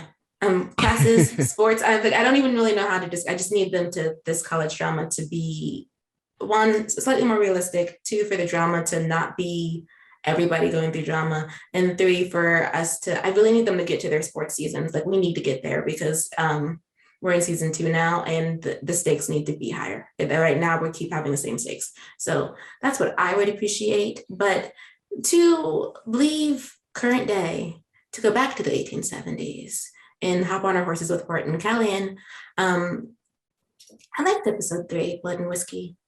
I did too. It the second episode was very much still involved in the central plot, and then this one was, but they had a Hoyt and Kellyanne and Abby kind of doing their own thing that was still kind of connected in a looser way. So I liked seeing what this show will be when it's not fully immersed in the central plot. I thought that was my biggest takeaway with the episode, because at first I was like, what are we doing? But I really appreciated how Abby's strength, once again, she's in it for the long haul, I'll say. She is. It felt like a Western, which is strange to say because we've been saying that, but it felt very much, this is the problem of the week type of Western trope. That it felt very, like, not necessarily wholesome, but like something terrible's going down and Abby has to fix it. And I thought that was rather cute. And I like the Sullivan sisters. Yeah, I think the thing I liked the most about this episode was, like you guys said, it was the stakes were a little bit lower. Of course, they were still important to the characters involved, but this is a show that's very much been dealing with life and death stakes since it began. The stakes in this one were a little bit lower, and I think that allowed us to spend a little bit more time with the characters and see who they are and learn more about them. I love that Abby was sent on a mission to basically evict these people, and yet she took it as her own mission to go and save them. And oh my goodness, the way she spoke to the sheriff in that final Whew. scene. Mhm. Icon. Like the subtext in that scene, and I don't even think Tom Davidson realized what she was saying to him. He was like all happy when she like soothed him, and like she is not soothing you there. I know that whole scene. I was like, wait, does he know she knows he knows she knows? Like, are they playing each other? It's just like a really weird game of chicken. It felt like it, which they're so good. Their scenes are amazing. And I'm gonna miss that dynamic once they both let each other know the Mhm. cat is out of the bag and I do know who you are, though it is still somewhat unclear whether how much Tom knows. But Tom is he's an instigator because those scenes with him and Augustus Pushing the down buttons. pushing them. And then the whole thing, I like to play this game. What's in your pockets? And I was like, who plays that, Tom? I know it was so interesting. We really got into Augustus, his whole world, jumping off of him shooting that man. He's going through that, and then he's sort of, as far as I have read him, like a loyal character who Mm. is still like secretly skeptical or like likes to be one step ahead of people, and then suddenly Tom is just like all on his case for, it felt like, no reason. There's probably a reason, but I was just like, oh, why are you like on his back about nothing right now? So it was interesting to see that dynamic play out and see like his limits, Augustus, like is he willing to move the goalpost to be loyal to Tom? I thought that all those scenes were very captivating. Yeah, and I feel like it's funny because we said that Augustus was possibly the hardest character to read, and then there's the sheriff going and saying the same thing. I can't get a read on you. But even with the fact that we could never really read what was going on in Augustus's head, we knew he was a decent person. And I don't know, maybe the sheriff is a little bit skeptical, or dare I say worried about the fact of how good Augustus is at his job, because remember he tracked him last week and saw him making that deal with those people, and then he had to go and pretend that they were the people who shot Liam. um I don't know whether it's to do with that, but it is very interesting because the start of the episode had us thinking that Augustus knew what he had to do in the situation and he was okay with that. But I think the further the episode went on, you've seen that he actually wasn't okay with that. And the gravity of the fact that he killed someone last week who may not have been the guilty party is starting to set in on him. Yeah, because he also makes a point of knowing the people in town. So that ending scene with him and Griffin's girlfriend, the white dove.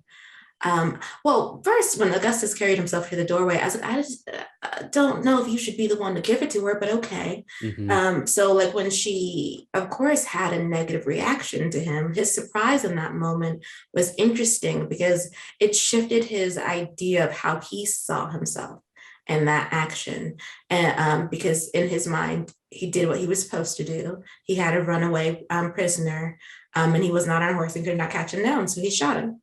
But in her mind, you should have known that Griffin would never kill somebody. That doesn't make any sense. And it's not fair that he's gone. And she just kind of just leaves him there feeling very torn to pieces, which in some ways, I do wonder how that's going to impact him in the next episode. Because anytime another character makes you shift your own perspective on how you see yourself, that usually ends up in a downward spiral, which would be interesting for Augustus, considering he's a lot like Nick from Nancy Drew, where he likes to curate what you know of him, but he's like even more extreme about it because he's a blank slate. Besides being pleasant, loyal, and devoted to justice, but other than that, you don't know anything about him. Yeah, he very much comes off from what we've been told, like the moral compass of the town. And I think that'll obviously weigh on him now that because I think he's starting to question everything. And like 2 days ago before the sheriff turned up, he was comfortable in his role as the deputy. But now between the fact that he was questioned about the fact of why was he passed over for the role of sheriff, and now that the sheriff, he was very happy that the status quo had been returned to the town. We have a new sheriff. I'm still happy to do my job as a deputy. He was very happy about that. But ever since this new sheriff's turned up, there's been a lot of drama and he's not sure whether he's directly responsible for it. I like the fact that Abby and Hoyt and Callie haven't just like roped the sheriff or the deputy in. They're not like Augustus follow our plan. He's starting to figure things things out for himself on a completely different end. And I like the way, I feel like all those stories are like heading towards each other and they'll clash at some point, very much the way we've seen now with the dynamic between Abby and Kate. Those stories are starting to head towards each other, and oh my goodness, that ending. That ending was great. I didn't expect her to find the firearm. No. Because I thought she was actually putting the flowers in her own vase, not that she was doing Mhm. something nice for Kate. Yeah, I didn't see that coming at all. But then Kate just totally passed it over. Well, that's funny because I was going to ask you the same thing.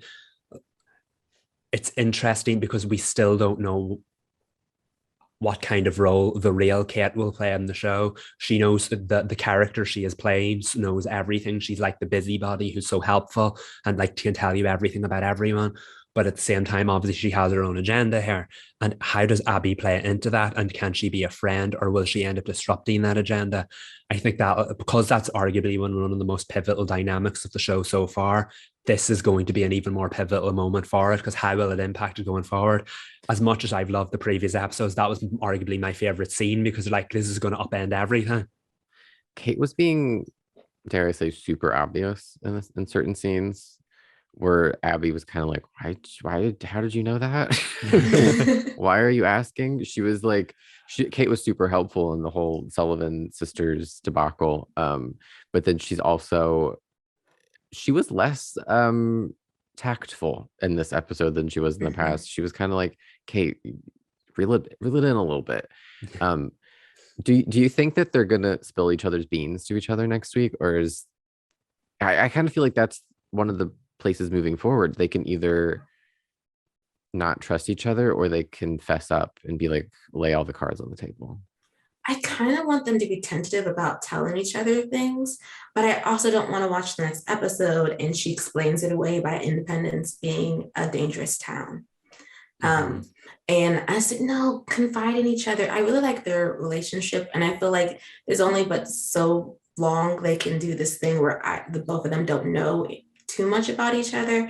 And I say that because, like you said, Reed, Kate was not subtle, especially when she asked about her sister. And I was like, I don't remember Abby telling you anything about her For a minute, sister. I was like, is Abby fabricating this whole story about her sister? But I was like, I don't think Abby's a sociopath.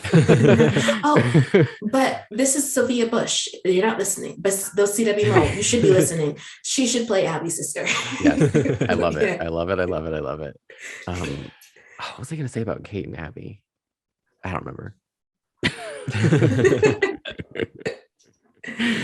Well, I have another point about Kate, though. It has to do with Kate and Kai. Kate is like the de facto mayor, but Kai's got a lot of influence too. I love that both of them teaming up together to help Abby save the Sullivan sisters store. And they're both like, well, so-and-so isn't doing this because of this. So we're going to have them come over to the store to buy this. And I was like, how do you all know everybody's business? Like the both of you just know everything. Kai's washing the dirty laundry and he knows everybody's dirty laundry. The way he was eavesdropping on Kate and Abby's conversation, which I love that scene because it was just like so like modern and normal. They're just like two girls having tea, gossiping, but it's like 18, whatever. I think he acts like he doesn't know certain things and he uses that to his advantage to like, I'm just folding laundry. I can't hear you. I don't know. I can't wait to find out more about Kai and more about what he knows and if he knows about Kate being a federal agent or not. No one else does. It'd be interesting if he is kind of aware of what she's been up to and just hasn't said anything. Just like he hasn't said that he has feelings for her, which perhaps he will soon. Oh, you know what I was going to say? Abby found out about the land in Texas, right? That Tom Davidson was trying to get from the Sullivan sisters. And isn't Kate like kind of privy to that based on her conversation with the other spy in episode 2? So I feel like they could kind of compare notes on that. Yes. They need to work together, be partners. Yeah. I mean, they don't have to tell everybody they don't have to tell each other everything. Like I definitely think Abby should maybe keep her motivations in her corset for now. Like keep that up your sleeve. But she has to share something with Kate. You have to give her something. Yeah, I'm really intrigued to see the dynamic going forward because they were so close and they got so friendly right out of the gate, in spite of Abby's reservations about like forming a relationship with anyone.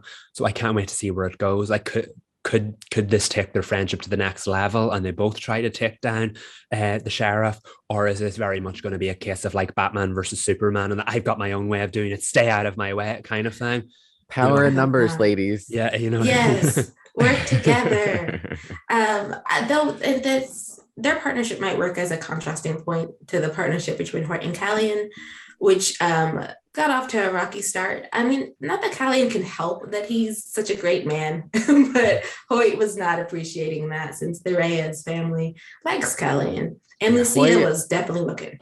Hoyt was having a really bad day. Yeah. It'd probably be in Abby's best interest to have another team member on the side. You can't depend on Hoyt.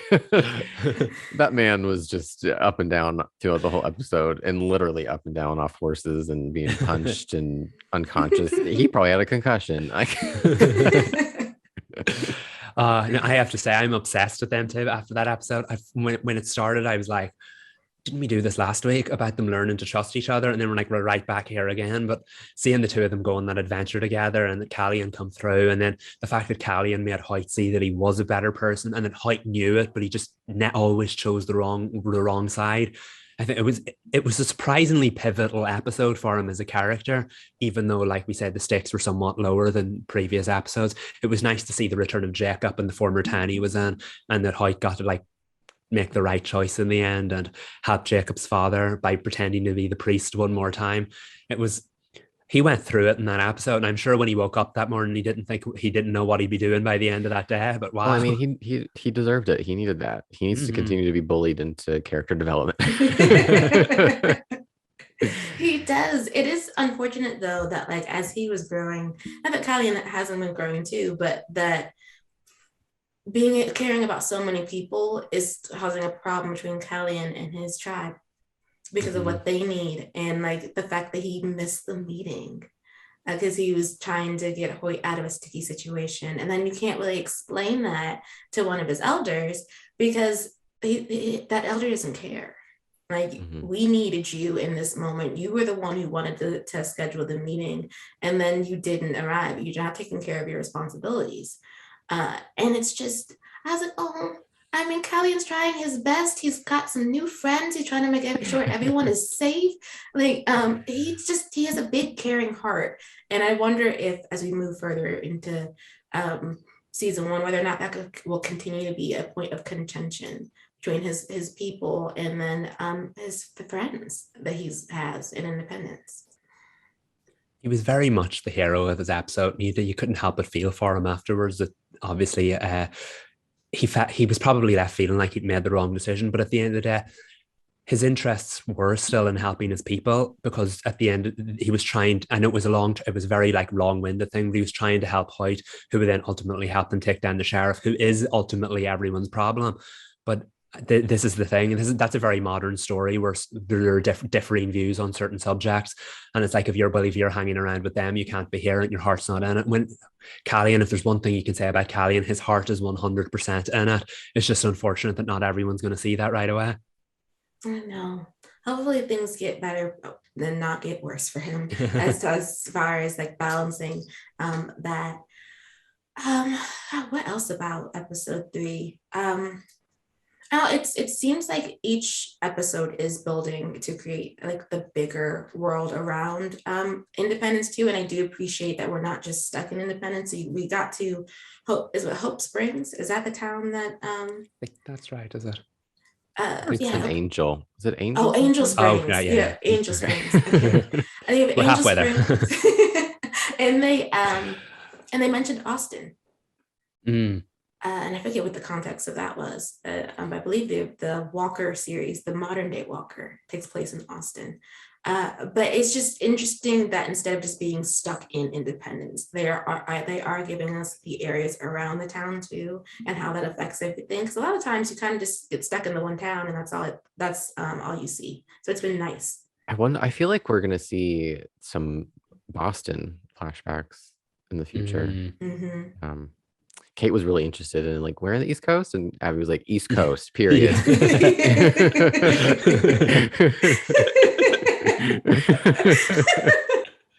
That is such a great moment. It's just really, she's not elaborating further, Kate. She's like, I answered your question, so shut up. Move on, drink your tea. I also do want to say I love the show so much, and I have to give it up to like the cast and the crew because they are filming outside like that. The whole time I'm watching these episodes, I'm like, this cannot be an easy shoot. So when they're being like, they're filming scenes in a wind tunnel and Abby's hair is going everywhere, I'm like, Kat, you were delivering a performance despite the elements. I was just like, I can't get enough of how game all these actors are, and it's just so good. Kudos to that. Really, it's so far it's a very solid series, and so larger than life, and like we're not used to seeing that kind of production on this network. It sounds weird to say outdoors, but it's not just any outdoors. It's like outdoors in those elements in a period piece of all things. Yeah, it's awesome to say. We need to send them some SPF. Yes, they need it. They need it. Okay, so moving from the 1870s to 2019. The Nace date, like that's exactly what this episode was. There's no other way to quite describe the first half of episode 14 in season 1. It had everything you could possibly want. Nancy Drew came for us this week. I wasn't expecting us to get answers. We got answers. The reenactment was successful, so yes. Congrats to Nancy. She had some wrong results at first, but she got there. But yeah, the ace content was just chef's kiss. Yes, I love that man. I love Nick too. He was giving dad energy in this episode, and it was wholesome and comforting, and I'm just gonna say it, kind of hot. I'm just gonna say it. Oh man, yes, no, there was so much going on in the episode, and I have to say, Ace was just a breath of fresh air, because we'll get into how heavy the episode was, how like dramatic the episode was, but you see, there's the whole dynamic with him in the library. No, I don't want to go there. I have enemies there. Like Ace, of course you do. Every time he was on screen, you just couldn't help but smile and laugh. And I think he really endeared himself to Nancy in this episode, which was such a huge thing. Like, I've never heard that kind of tone from Nancy when he was being playful. It was like, when I was younger, I hacked the library computer so I could like keep an eye on everyone's conversation. And she was like, and why did you do that? Never heard that kind of tone from her before. I think she's really like intrigued by him, and as she learns more about him. And then of course there was that really like, there was something there in that moment. And when he was reading the email, it was like, I think I love you too. And she was just kind of had that like moment where she like looked at him, and then he looked at her, and then they both quickly looked away. It was like, if you weren't paying attention beforehand, you certainly were now. Yeah, they were here. They were definitely, Nace was arriving on this episode. I thought it was really cool. I love that they introduce it, because she's like, what's more romantic than solving a homicide together and with me? And then like Laura drops out of the date partway through, and so then it's just those two, and you really got to see how like she's always clocking him, like she's always interested in finding out more about him, and the weird things that he does. She's very fond of that, and that whole Laura saw some things too, because she was looking at both of them as they were interacting. And I was like, yeah, girl, you're not alone. We're all seeing it. But it was just, I loved that they gave us that like very sweet beginning, even with, the problems with Patrice and trying to be careful about not setting her off. We still got some very nice, sweet content. And like you said, Nick being a dad, like I'll pick him up. Like, I got this. Don't worry about it. And then when we reenact everything, we're right back in the mystery. They remind you this is a supernatural mystery show. We're piecing things together. I think it's adorable that Lucy and Nancy solve cases together. Cute. I mean, Lucy is slightly terrifying when she pops up to Nancy, and Nancy's just like, hey, girl. Thanks for that clue. I can't believe it all came down to a salad. I I know. know. and it wasn't for Tiffany. Wow. That when Heavy. that realization dropped, like I think I paused. I was like, I They need all to hear did. They this. were all like, wait, I put the salad down. I delivered the salad. I changed the salad to a different plate. They were all like feeling the guilt of like, we contributed to this. And I wanted to scream at them, like, no, no, no, no, don't feel guilty. You were taken advantage of and used as Mhm. accessories to murder. It's not your fault. Don't feel guilty. Mhm. I mean, you could feel some kind of way, but I wanted to just like hug them all in that moment. Like, no, no, no, no, no, precious, come here, my angels. And the fact that it was S first, wasn't he the first one it dawned on him? And he Mhm. was such like a force of light in this episode, so goofy, so laughing. And then just for that, I think that was the moment it all set in because you could just like sense as the tone dropped, and then it shifted to Bess and she did this, and then it shifted to Nancy and she did that. And then it was George, of course, who thought at the start, well, I set these events in motion by walking out or leaving that salad dressing there. And they were so, bless them, they were so ready to solve this murder in that first moment. And when they set this up and then they realized that they were involved in it, even though of course they weren't responsible, but like the emotions that episode made you feel for them. So For now we sure. know that it was Lucy's brother that was trying to kill Ryan for Mhm. Lucy's death, but the salad gate happened and Tiffany got the salad. I don't mean to laugh. It's just really funny that it's a salad. And then he disappeared after he was electrocuted after trying to kill Nancy, which I was like, oh, I can't believe Nancy had to watch another death, but you know, I know. And a horrible one. It was really horrible Mm, death. She watched yeah. that man's skin fry like yeah. chicken skin And then in it the lingered grease. on him afterwards just to show us. You see the body, and then no, of course, well, he's gone after that because why would Yeah, he? I'm Why? like, did Yeah. Lucy take him? I don't know. There's so much more to this story because I'm like, where does Ryan fit in? Who killed Lucy? We don't know that, right? We don't, and I think this episode pretty much said not him. Because that scene between him and Nancy where he's like, I didn't kill her. Like he's just Yeah, this because he was like, I yelling. didn't write that one email, and I kind of believed him. Mhm. Mhm. Nancy doesn't, but I was like, okay, so who hacked into your email, and then who deleted that email to Well, and Lucy? they were still waiting to find out to like geolocate where the device was at the time, correct? Because she went to go look. No, Ace had hacked for her, and he was Mhm. waiting for the information to come back, and we didn't get that information by the end of the episode. She didn't get to go into the computer. That's when Josh was, Mm-hmm. did his business. Did his business, and I got a little juice and crumb because Nick was the one who sat with her in the in the ambulance. I think he was there because that was his boss, but I'll take it.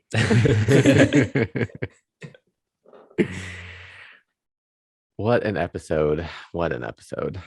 I know they keep getting better and better. I know on one hand, you're like, if they've gone past the 13 episode mark, how long can they extend the story for? But then they go and pull an episode like that, and you're like, I never want the story to end. It was so good. And they've ripped back so many layers. This is probably the most important episode of the season so far.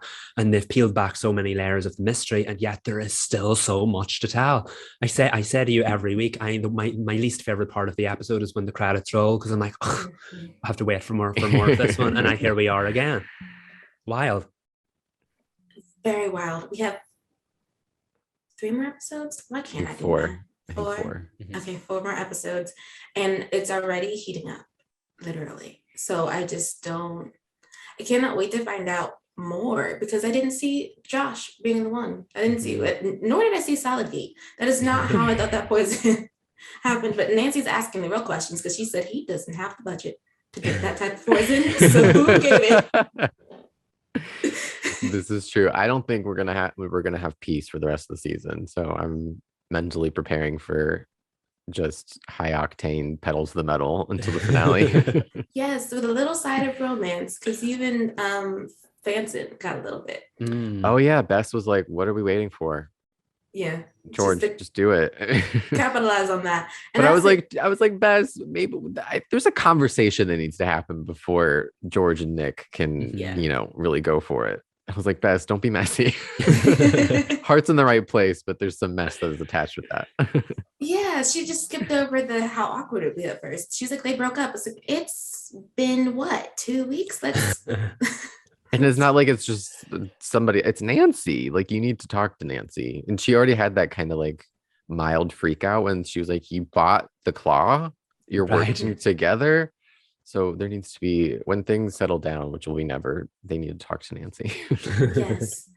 And Bess needs to do her own talking with Elizabeth, because I don't know why we were texting Amaya about the situation instead of your actual girlfriend. But you know, Glass house is best.